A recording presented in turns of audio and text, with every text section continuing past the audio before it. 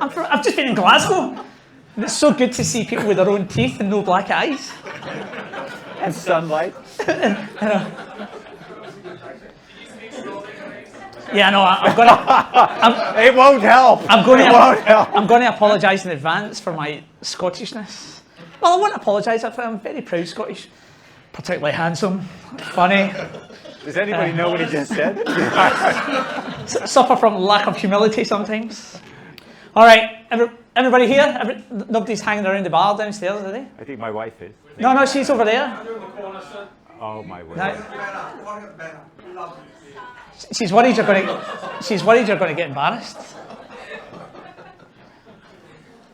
Here you go, mate. Yeah. Thank you. Oh, we never got a picture. That's right. Yeah, what? I haven't said a word yet. We were supposed to get a picture before you guys came. I never got it.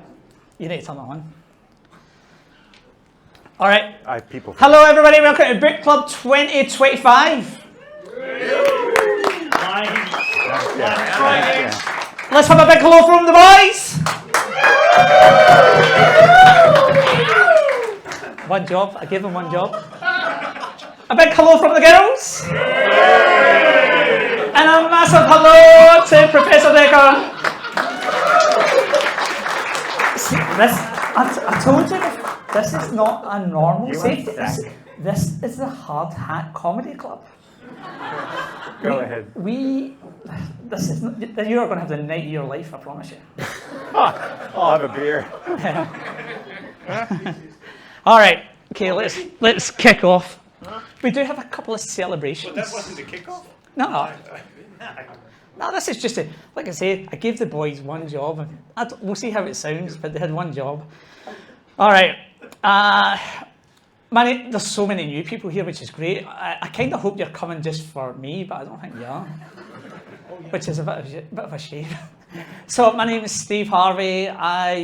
Josh and I kicked this off, just after the pandemic, and we thought, it should be a bit of a laugh, we'll have a bit of fun with it. And it's just growing and growing and growing, and the feedback we get from you guys is amazing, because sometimes we're like, it's hard work, it's just annoying, but beautiful Sonia. When I say we want feedback, I actually want compliments. All right? But Sonia hassles us every time. She's like, you guys need to keep this going. Like, you should be charging. So I'm going to bring her in as a business manager. But we've got a couple of big book club announcements. We had a book club baby. Oh, you miserable bastards. No, some people might say, but Nikki Lovelock, who can't be here because she's just had a baby, she is doing amazingly well. Now, when that baby came out, it was like lack of hair, wrinkly, and a bit bad-mooded, and I thought it was Michael. I thought it was Michael Cornane.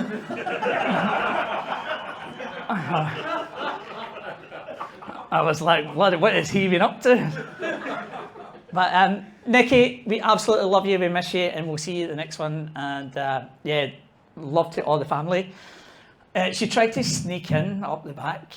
Oh. I just saw. We had a big birthday as well, big birthday celebration for somebody who I love dearly, and I miss working with her. Kaz is up the back there. She had a big birthday, so if you could. Happy birthday, Kaz! 20 seconds. And we might as well get started, eh? Right. Everybody! Right. Oh, sorry, me! Me. That's how that's probably why I'm not getting much work. How can you sponsor? You have no money. I don't. I used my last $495. But the $5 was the other $5 was for a kebab. So I did have a sponsor for this because I thought, and then she pulled out. She said, I said, do you know who's coming to the next book club, right? And she was like, but I'm sponsoring an AIHS event. And I was like, but hang on a minute, you know who's coming to the book club next? And she was like, no, I can't do two. And I was like, all right, I'll bloody front the money up. So I'm sponsored tonight.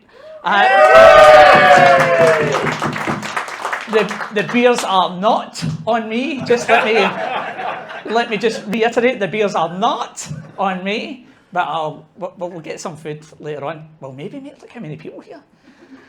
I thought you were going to be unpopular. I'll be totally honest. So, yeah, look, I've actually had a fair bit of stuff coming up, which is really, really exciting. I've been asked to speak in New Zealand twice, and I've been doing some other stuff. I kind of feel like my hopscotch is going to evolve into something different by the end of the year because I'm making money? Yeah. That would be nice. Can you sponsor me? I'm like one of those African. Like I feel like I could do with some sponsorship. Keep going. I feel like I could do with some sponsorship. Yeah, look there. Look. Yeah. So yeah. You're not getting out of here unless you give me $1,000. That's the deal. So I will have Tony on the door. I can't put Tony on the door. I'll put somebody tough on it.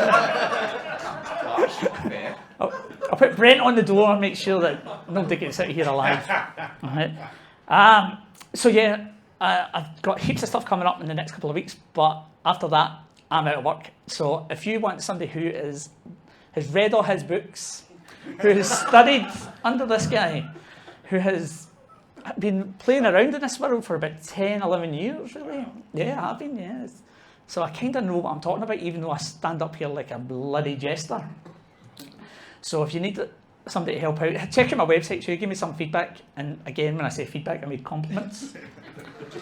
and let me know. But yeah, I'd love to. I kind of feel that I can't be stuck in a. We talked about this the other day. Urban Utilities will have you back. Oh, wow, look. Maybe. Maybe. Yeah. So sorry, we should really start there because we've been up here for 10 minutes. We haven't cracked a fucking light. I thought we were done. You save your energy. You've got a lot happening tonight. All right, I'm not going to even bother with an introduction with this guy. Everybody, Sidney Dekker.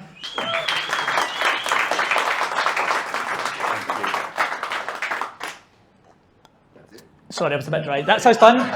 Thank you, everybody. It's Sid and I are going to be lining up for autographs later. Photographing what? Books. Fee, Dee, and Cherie were talking about books. Were saying, "Where's your merchandise stand?" And I was like, "What?" But it's Casa merchandise. Yeah, I know. I was like, "Geez, I'm wanting my makeup done." Mate, your new book. What's this, number 16, 17? I have lost count, but 20 in total, but I don't know which one is the latest. But you might, because you've read them all. So. Yeah, and your latest is obviously 10 Virtues of a Safety Culture. How did that come about? So who's read it, actually? Because I haven't, but halfway through. But the beginning matters, because then you know... It's an hour to read it, you're halfway through, come on. It's an easy read, this is true. It's a super easy read, right? Was I asleep when I wrote it? Yeah, probably. I was in an airplane. On a trans-Pacific flight, which you know, when you live here, is like flying to Mars, right? And so those of you who've read it might remember the story, but I've been practicing a romance by Clara Schumann on the piano, and I was really interested in getting more and more interested in the, sort of the chord changes he uses and these longing seventh chords that she puts in, and then trying to reach for something and grabbing it and just missing it, and then tumbling back into the disappointment of a minor fifth. And I go, where does this...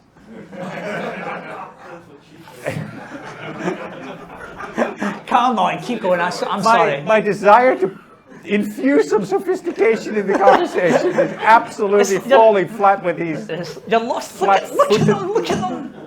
Well, shut up then. Let me tell the story for flip's sake.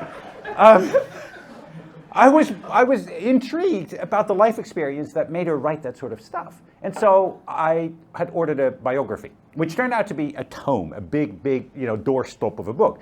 I was going to go on this trip, and I'm looking at this book, and I look at my case, and I go, no, I travel light. This is not working. So then I downloaded on my e-reader a little tiny biography version, and which I then took with me on the plane. I read it on the plane. I was done in an hour and 4 minutes or something. Boom, done. Okay. It was superficial, but then I thought, this is a revelation. You can actually write a book that you can read in an hour and 4 minutes. Not if you stop halfway, like he did, but you know. But did it take you an hour to get that far, or 20 minutes? Okay. Maybe I should write it in a different language. Maybe Scottish. Have we just had swear words for it? Don't ask him to buy a book. He's tighter than a duck's bum. He's been at me for about... He's tighter than a duck's bum? He's been at me saying, can I borrow one of your books? I'm like, no, you can't. And I even asked Nippon if I could get a freebie for him. And I said to him, did you? Oh my God. But he's been a student until he was like 38 or something. So, you think you're pure, you know. So then this was a revelation. I went, well, in that case, I was flying to a talk where I'd been invited by somebody who had read the field guide, and I go, yeah, that's 2001, 2002, and it's a few years ago, but that's all right, that's good sort of entry-level book. And he was talking about how it inspired him to get his people to understand that they need to walk in the path of others, so that, you know, it's sort of the empathy. And to me, that sounded virtuous. And all of a sudden, it struck me. I went, hang on, what if, because I hadn't prepared my talk yet, right? I'm flying to Mars anyway, so plenty of time to prepare the talk. And so I was thinking, what if I organize my talk around virtues? And then these two ideas started merging, a little biography that I read in an hour and 4 minutes, and then with this idea about virtues, and I went, here's a book, let me write about virtues. Then I needed to find a title, but the title had sort of given itself to me, which is awful. But I wanted to appropriate that space for us, for the safety differently thinkers. So positive safety culture means absolutely nothing. It's just large container terms that are entirely meaningless. But the label was doing the rounds, Steve. And you know where it was particularly doing the rounds? In the quarters, particularly healthcare, some other fields that are uncomfortable with the restorative justice label. It's restorative. That means we need to be too nice to each other, which means there's no accountability, and we need to hold you accountable. And so we cannot talk about restoration. And we have a healthcare system, even in the city, where that word is non grata for some of the leaders. So positive safety culture seemed to become the code to sort of sneak under the door and do the same thing, but by a different label. And that's possible because the label itself is meaningless, so it can carry anything you want. That's why I thought I'll call it the 10 virtues of a positive safety culture. And by the time I landed, the book was pretty much done. And so, yeah, that's the story of the book. Easy as that. Can you hear clear? Do I need to closer to the mouth? Swap Sorry. microphones. Swap microphones. Oh, because he shouts and I talk. Okay. It's Another one. What did you do? That's better. Don't fuck around with it. Leave it. I tell you, Yes, sir. do you know half the editing is because of Josh? Because he keeps swearing. So Wow. Josh, You hold this. It's close enough. don't let him hold it. Tony sounds a hell of a lot sexier than either of us, right? You know that, right? Very wise. Hello, everyone. I rest my case, right? So we're gonna get Tony to read the next book. I'm going to create a video and have Tony in it as like the Scooby-Doo sort of Scooby-Doo. like the Scooby-Doo ghost. Just one of these guys that just talks like. It's beautiful, mate. We do love you, but you've got this fucking baritone voice. Yeah, sorry, Josh. Sorry, everybody. We're getting a bit excited up here. I'll drink some beer. Yeah. So you had that, as always, you have these beautiful phrases that you use throughout the book, and I've made heaps of notes on this, but you talked about... Have you read it too? I have. Wow. I had to read it twice, because I always have to read your books twice. But this one was really simple. Yeah, it was, I know, but I brought my crane out, and I'm like, oh, I can read this. Okay, whatever it takes. The long-term cultural debt. That was nice, eh? Yeah, or is well, it bad? I don't know. No, actually, it was one of the things I crayoned. You know, like, Great. a long-term cultural debt. I thought that was a beautiful phrase. I was just wondering if you could maybe explain to the people who haven't read your book yet. No, but well, and I haven't either. But I remember. So what I was struck by was a story of Southwest Airlines that during a particular winter storm completely became unstuck. You probably remember the story with no single crew could find the airplane it was assigned to, the field it had to go to, and everybody was lost and the whole system come crumbling down. They had built up significant technical debt over the years as people were investing in short-term incentives, and you get held accountable for quarterly results in a capitalist economy like that. And so if your quarterly results involve spending 25 gazillion on an IT upgrade, you're going to lose your job as a CEO. And so nobody had invested. And the accumulation of technical debt came due on that day, and it crumbled. And I started thinking, hang on, there's a parallel there. There's a parallel to leaders who extract from their people giving, and particularly in fields like healthcare, which is pushed to the edges of its capacity, people working beyond the edge of capacity, not only working beyond the edge of capacity, but somehow feeling committed to the next patient showing up, and that's why they're there. And in some sense, the ability of healthcare to work at all is sort of this duty ethic that is appropriated and misformed and exploited at the heart of the operating model. And so leaders know that it's going to work because healthcare people actually give a damn. This is the duty ethic. And so that works until it doesn't. And so that was my analogy. I went, there is this buildup of a cultural debt. If you don't pay into it, if you don't invest in your culture, you're going to get screwed at some point. Right? And that was sort of the analogy that I wanted to bring out. Yeah, no, it was brilliant. When I read that, I was like, oh, it makes so much sense. And I think you absolutely nailed it, actually. And it's definitely a good bit of language you used, as always. I like I say, I've got a whole heap of notes here on stuff. You probably don't remember writing it. But no, I don't, actually. It's true. But is it? Create a little, test a little, fix a little. That's NASA. That wasn't me. Oh, was it not? NASA engineers. Yeah. The Hubble telescope. That's where they invented that phrase. That went well. Exactly. And then they tested a little bit more and fixed a little bit more and built a little bit more. Well, NASA always. So we can talk about NASA, but we don't have to talk about NASA. Create a little, test a little, fix a little. Why I wrote that was because most leaders get super overwhelmed, Steve, by the idea of cultural change. Oh my God, how do I change a culture?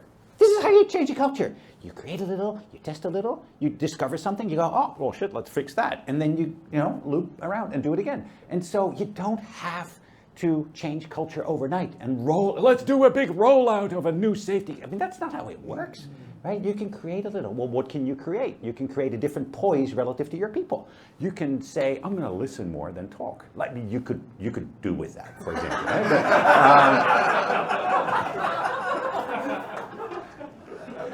But, just test a little and then see what happens. It's my party. Even the light is tired of it.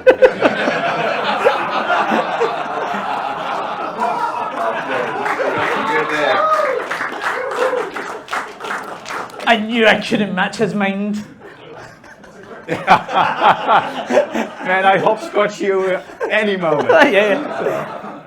Create a little, test a little. Yeah, we're done with that fix one. A little. We're done. That was down the list. But I would like to ask you about that though. So Josh and I, we will frequently. Tony will answer. We will frequently send messages to each other and go decades.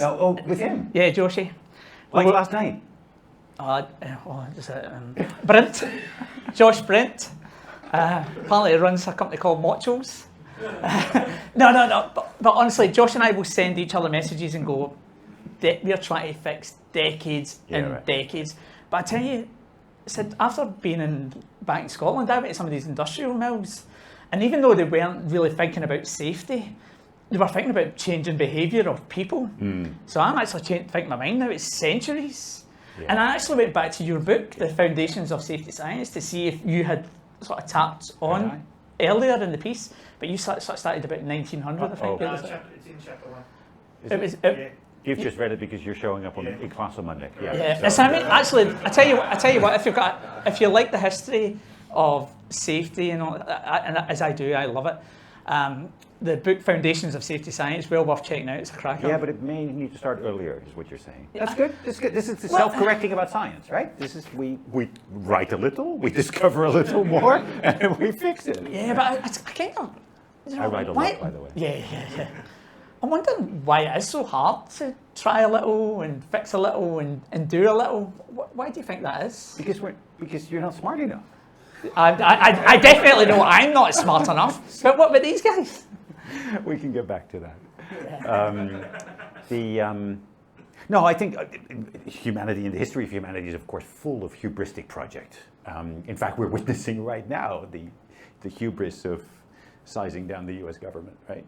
Do you know they only have 2 million employees, by the way, the federal government? Of a country of 300 million, that's actually quite reasonable, yeah. That's probably, I think Brisbane City Council has 2 million people, right?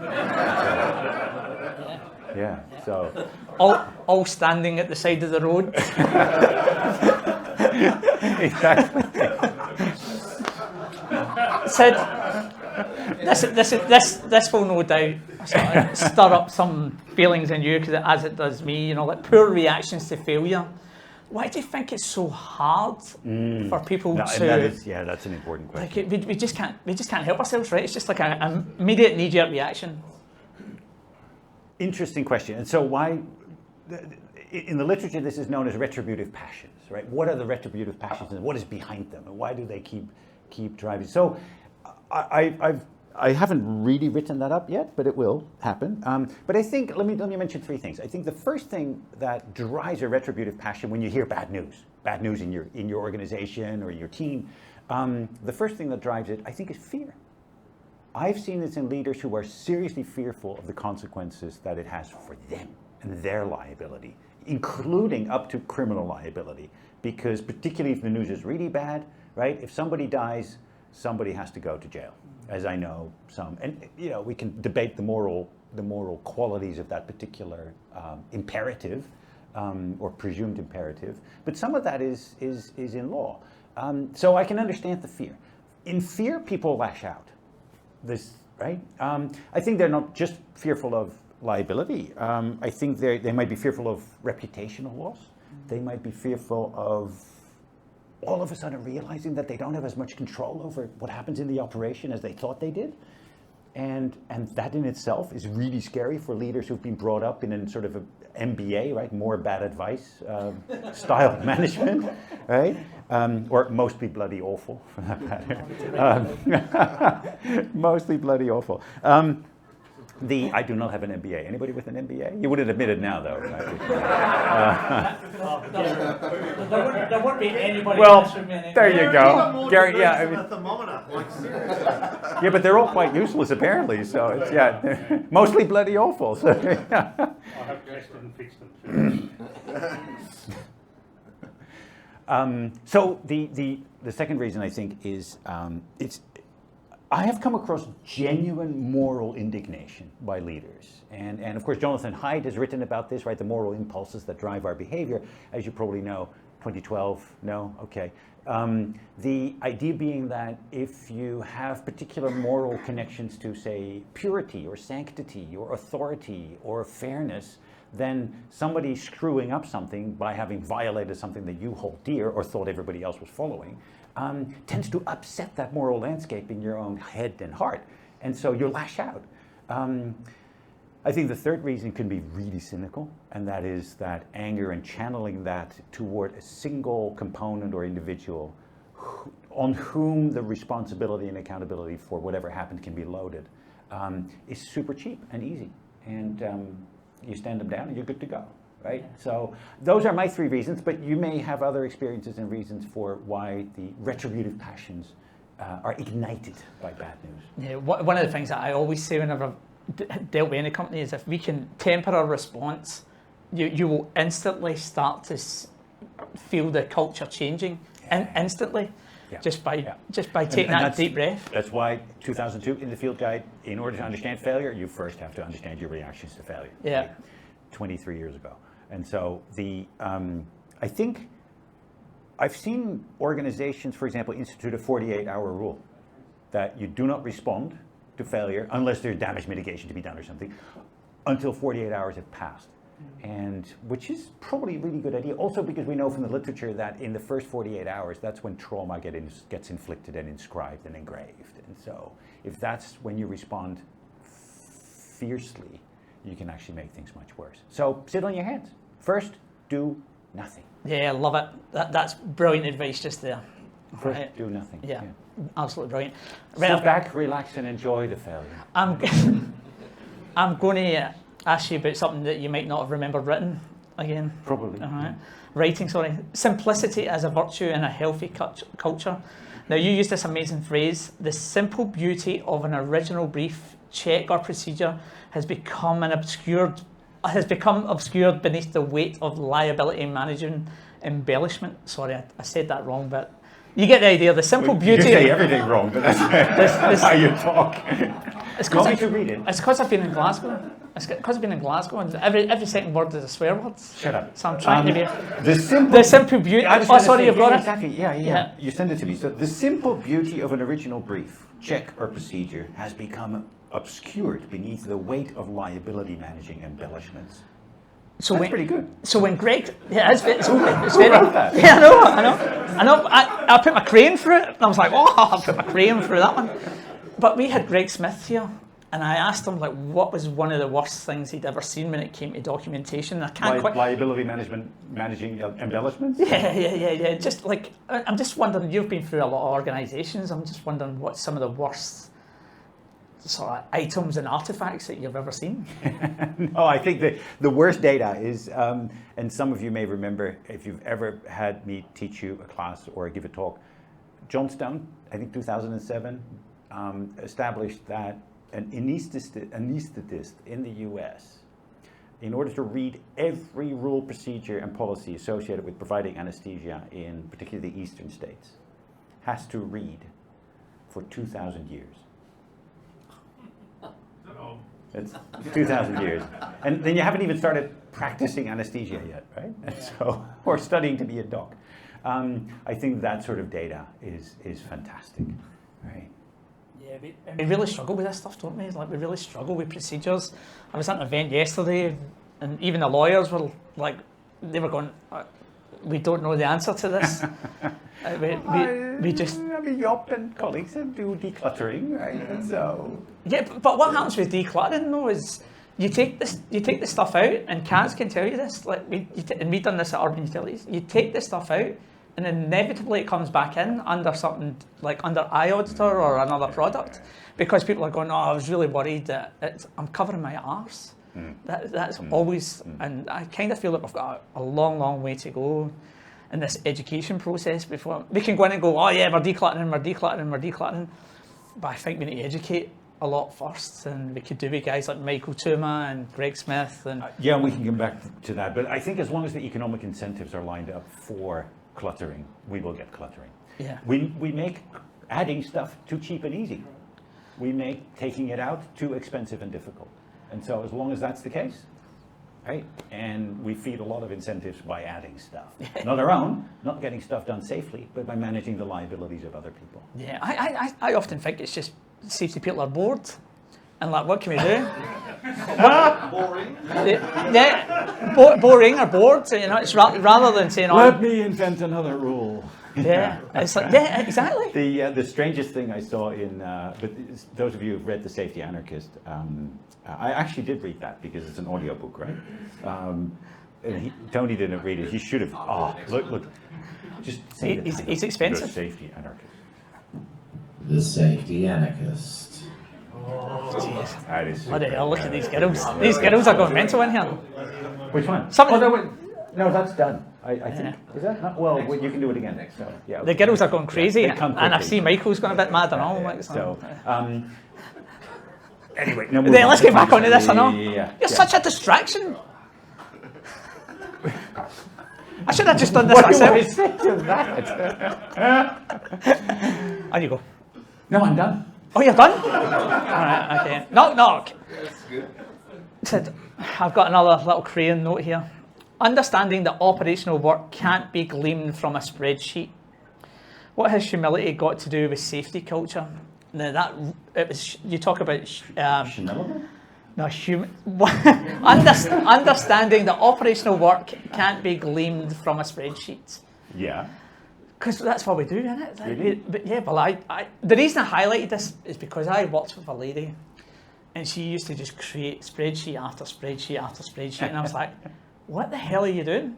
She's like, oh, I'm just counting, and it's easier to count this stuff, and I'm like, nah, this stops today. Here, I want you to watch this, and then you get in the field. And she was all kinds of awkward. I think and this actually goes to another topic that we really needed to talk about, as in, should lawyers be interested in safety differently, right? What is becoming obvious, so I was expert witness in a case, gang, in this part of the world, where an executive was on criminal trial for the death of a worker. In this case, the eventual verdict hinged on the judge being able to show that whereas said executive had a squeaky clean safety management system and pretty good procedures and everything, beautiful safety theater, right, and wonderful processes, he had done, according to the court, too little to understand work is done. Too little to make authentic contact with how stuff actually gets done. And so this happened to be during COVID, so it's even more difficult to understand how stuff gets done. But if the judiciary is cottoning onto this, Steve, then lawyers should become acutely interested in safety differently, because we're all about understanding work is done. We're all about understanding the point of risk. We're all about how the Gemba walks, right, where this scholarship sort of gathers and says we need to understand the front line and how work is done, and show some empathy and walk their path, as this leader in the US put it. So back to that point, if you do it on an Excel sheet, thinking that it manages your liabilities, I think in the next few years you will be increasingly mistaken. Yeah, I absolutely, totally agree. I went to an event yesterday, and the worrying thing for me is some of the lawyers that were there and some of the people that were there, they were like, I wouldn't say endorsing, but it was almost like they were saying your workers will make mistakes, and the prosecutor was there, and he was talking about you were prosecuted workers, and I'm kind of worried that companies are going to start going, oh, it's just easy to throw this onto the worker. And I actually caught up with someone who'd done a learning team, and they gave the learning team findings to the regulator. And the regulators came back and said, so you knew about this? And they were like, no, we didn't. That's why we done the learning team. Oh, this is an accepted practice. So learning teams are a liability now. Yeah. and that's what, and it's like, wow. So, yeah, so we're trying to manage liability in another way. So we're capturing all these insights and all this amazing information, but we can't share it because we're worried. I had this conversation with an air traffic control provider in a particular part of the world that had a quick delete function on their computer systems, that if prosecutors would ever come knocking and asking for this stuff, they would go, what stuff? No, we have nothing. And so, but it's amazing that we have to resort to these sort of subversive technologies and techniques in order to avoid being unreasonably held accountable. Do you ever think that, well, any part of the governments around the states would really come to you and say, help us try and make sense of this stuff? Or do you think they've got any interest in learning? Because I remember going to the Queensland government and I talked to one of the guys that was there, and I said, you always ask for procedures even for the stupidest things. And they're like, no, we don't. We'll ask what controls are in place. And I was like, no, you don't. No. You ask for paperwork first.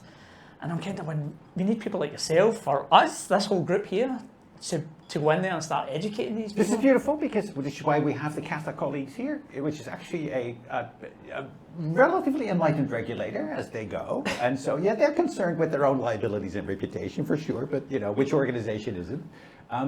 But we had great conversations this afternoon exactly along that topic. And so, and they're producing work that is going to be freely available to lots of other industries as well. So, yeah, it may happen. Yeah, I kind of feel that we need to start, we really do need to start educating more, don't we? Even though this is quite a large group, I kind of feel like in the grand scheme of things, we're quite a small group. And Oh, I'd love to know more then. What do you see worldwide? Well, I think these sorts of conversations are replicated the world over, right? There's a Vancouver Safety Differently book club. Yeah, exactly. Cheryl, exactly. It's got the regulatory differently. The regulation differently, exactly. So the word is spreading because at some point there's an increasing realization that the old model is out of ideas, right? The ancien regime has no longer anything to contribute to progress in this field. And if we now start holding people accountable, criminally accountable, for not understanding work is done, I think that might change the dial. Not that I think that pour encourager les autres and retributive justice is necessarily an instrument for progress societally, but at some point, whatever it takes. Yeah, totally. Now, I want to comment on your website. I think, is it Jonathan that creates? No, this one was a fairly expensive team. I thought so, actually. Yeah, when I saw it, I was like, oh, this is a bloody good website. And I am actually on Professor Dekker's website. Well, my bum is. You'll see it there. For the Safety Differently movie. But I was just wondering, you've got this amazing quote in there, and Josh and I spoke about this. Inspiring moral ambition in leaders and organisations to become better, more Versions compassionate. of themselves. Yes. Where did that come from? My heart. Ah. Can you fill this up? Yeah. I know, but I don't want to leave my hand. But how can we do that? What's some practical tips for us? What can we do to become better versions of yourself? Yeah. No, I think you're lost. But I'm lost. I keep saying I think you've maxed out the Scottish recipe. Yeah, totally. I'm not a safety person anymore. But yeah, just wondering what you. It was just such that you didn't get sent that one. No, I didn't actually. No, Josh sent it to me today. It's one. Good. Was that the surprise? Oh, that's good. Surprise. Oh no, that's not the surprise. Fuck you up otherwise. Yeah. Can we bleep that out, please? Look, I can't pull this properly. I can't tell the glass. He still needs to talk while drinking, apparently. So at some point, your throat gives, right? Yeah. You can't talk and drink. Yeah, totally. Oh, you'll be choking soon. So I'm wondering. So I noticed the guys have brought some books for you to sign. Okay. So the very first book that I read of yours was the Field Guide to Understanding Human Error. Yeah. Did you ever realise what an impact that would have on? No, I wrote it because I was pissed and bored. Pissed as in angry, and bored because I was babysitting Jonathan, who is here. And babysitting is batshit boring. It was such a mellow, lovely baby that there's the kind of baby that tricks you into having more, right? You go, oh, if it's this easy, let's have another few, and then they're always your first. they're always that speaks to reason, but they are. So how many have you got? There you go, and the second one you go, oh shit. So when not quite as easy. When are you going to be up here then? Have you written a book? So, but the books, the field guide. What was the question? I was just going to ask. I know because it's not one that I put down. It was just when I seen the no, book. we talk about better version of yourself. Right? Yeah, totally. So it was like that book had a massive impact on me. That changed I think I've told you this before. It changed my career. It left me really frustrated because I was like, why are people not practicing like this? Why are we being dickheads? So I'm kind of wondering what have you heard from other people around the world about the impact of that book? Oh, I ignore that mostly. I do not read reviews because bad ones always make me feel much worse than good ones make me feel good. And so Georgie pointed me to some review on some online Screed thing, and I went, yeah, nah. The only reviews that I might read are those in the peer-reviewed literature. That's the level of debate that I demand. Otherwise, right? And so, talk amongst yourselves. Do you have to bleep that out? No. I can redo that sentence. Otherwise, what is a good word? Flip off? That doesn't work. No. Okay. Go away. That's not me. But back to the better version of yourself. I think so. Pursue the 10 virtues. But let me not be too facetious about this. One of the things that I find very often in my conversations with colleagues like you is a sense of a lack of agency. You are locked up in a situation like you characterized, Steve. That you declutter some and it fills back in, right? Well, what the hell did we do all that for? And so, what I wanted to do was give you back some hope that there is agency. There are things you can do. There are things against which there are no laws, right? As you know, I'm the son of a preacher woman, right? She would say, remember Galatians, right? Forbearance, goodness, kindness, self-control.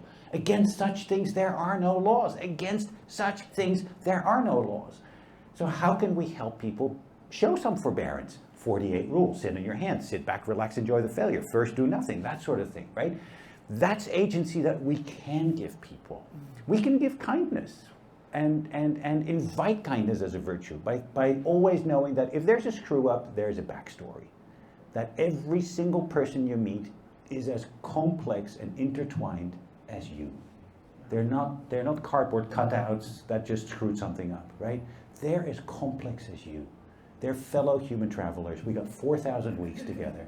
Then it's it, and Josh doesn't have 4,000 anymore, right? And so,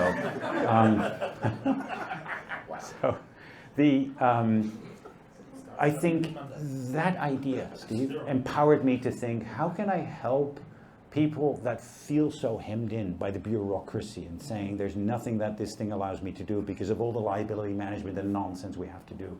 How can we empower you to feel some agency? This is where ultimately compassion, empathy, I think where compassion leads, safety follows. And compassion, first of all, requires listening. If we communicate about safety, right, what's the best, and we had a discussion with the CASA colleagues this afternoon, so what is a great way to communicate safety things? And I go, the great way to communicate safety things is to shut up, is to listen, is to use your ears rather than your mouth, because people know how to do their work. Listen to them. Ask the questions that we've talked about in urban utilities, right? As in, what's the stupidest thing that we're asking you to do?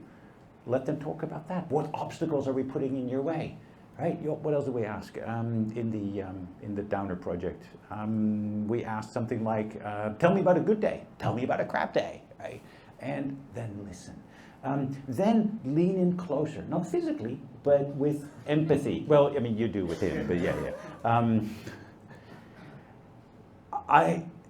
Having been at the back end, Steve, of so many organizational accidents and disaster, dead bodies, the sense of trauma, of the world no longer making sense, of the world not being kind to you, of you not being worthy, right? All of these things have given me the idea that suffering can take many forms.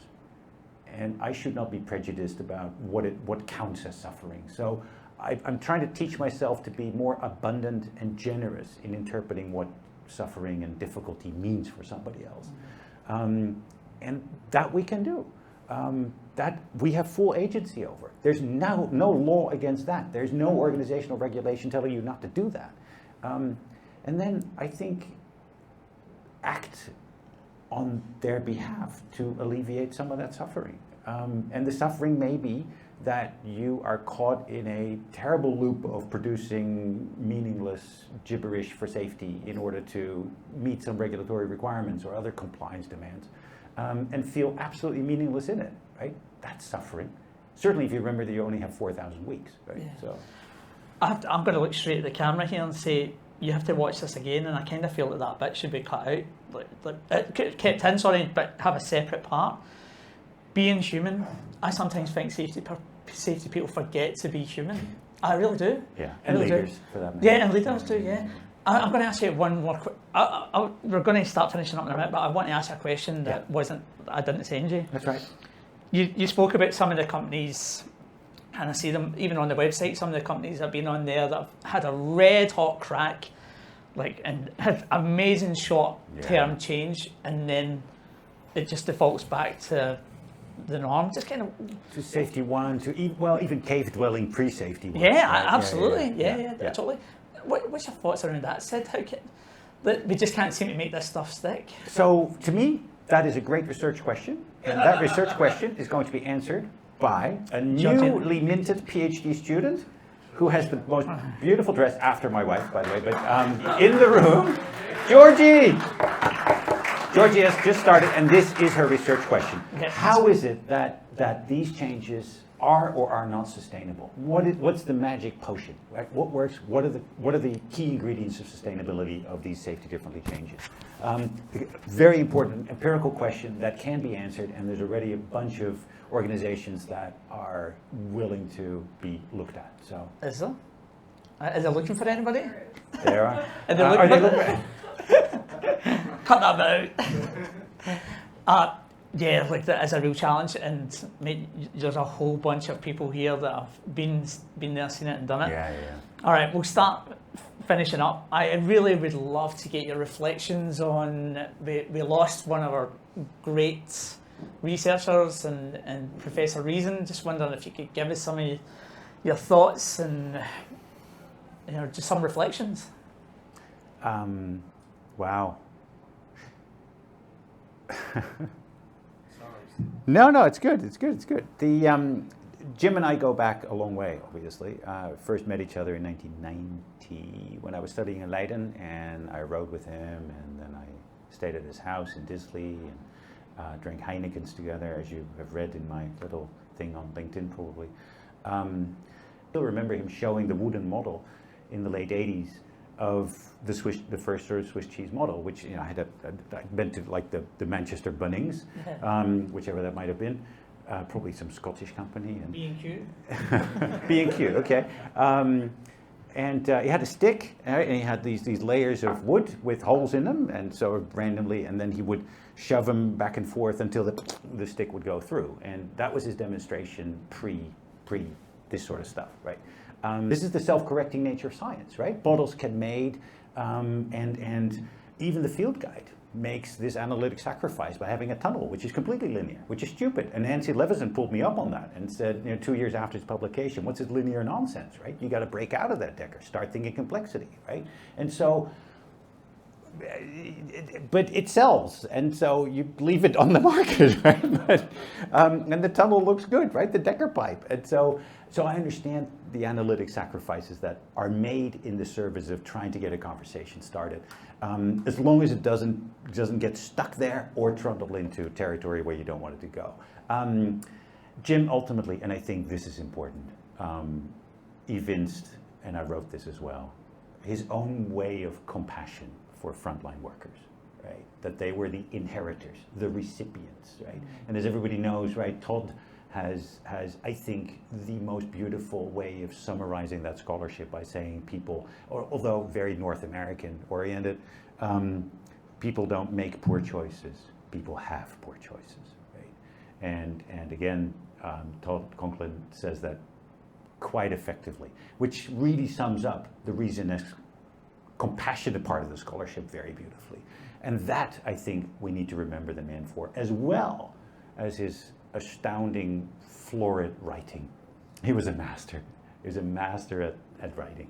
And I know he wanted to write novels and actually become sort of an artsy fiction, writing about pirates and captains on medieval ships. And so what? Mills and Boon. Mills and Boon? Yeah,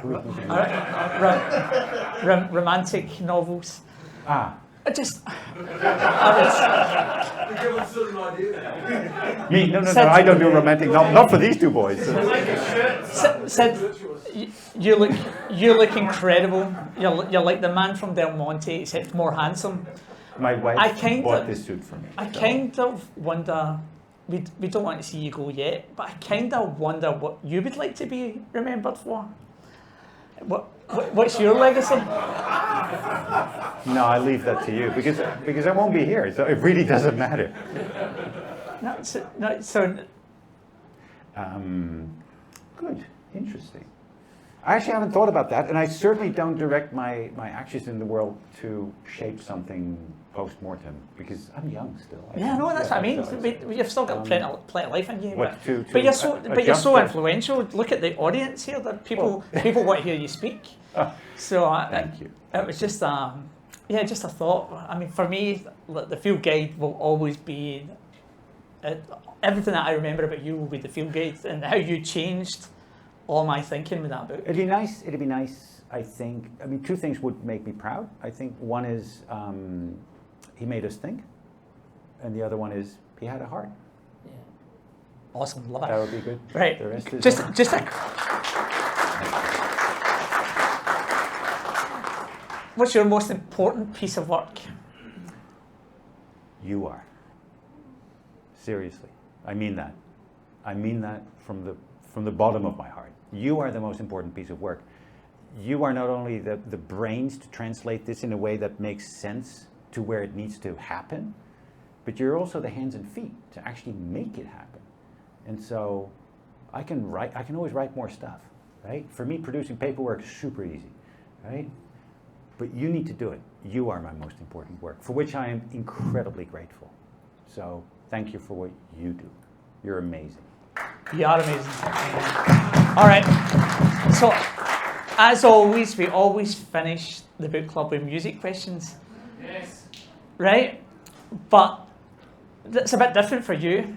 We don't want you to tell us what your favourite music is. We want you to play us your favourite music. And dance to it. No, when I'm at the piano, I do not dance. This is not a piano.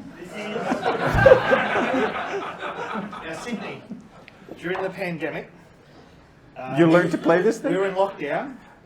My daughter got an iPad app and taught herself the piano on this $80 LD piano, and is now in advanced music in her high school. So And- please, And we know you can play because we've got I don't know how this Sidney works. Dekker, everybody! Where's my sustain pedal? I need a pedal. Josh.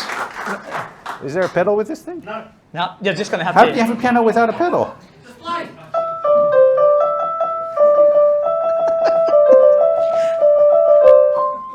Right.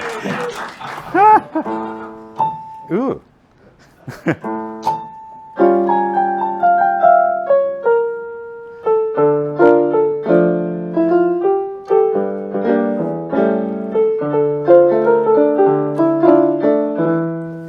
It does things by itself.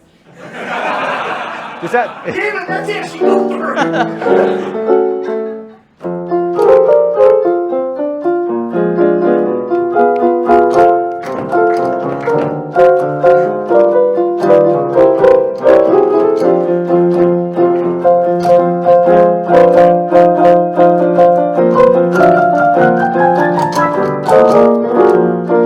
It cannot keep up. Yeah, guys, Sidney Dekker, everybody!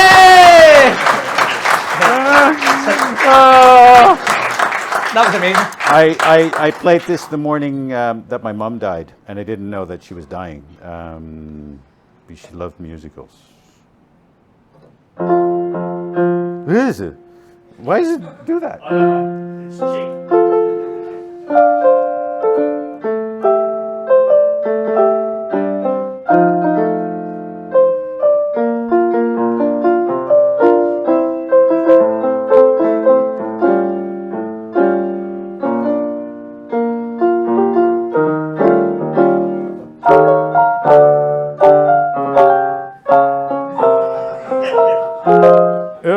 That's right. Sidney Dekker, everybody! Absolutely brilliant. Brilliant. Thank you. That was very sweet. You're,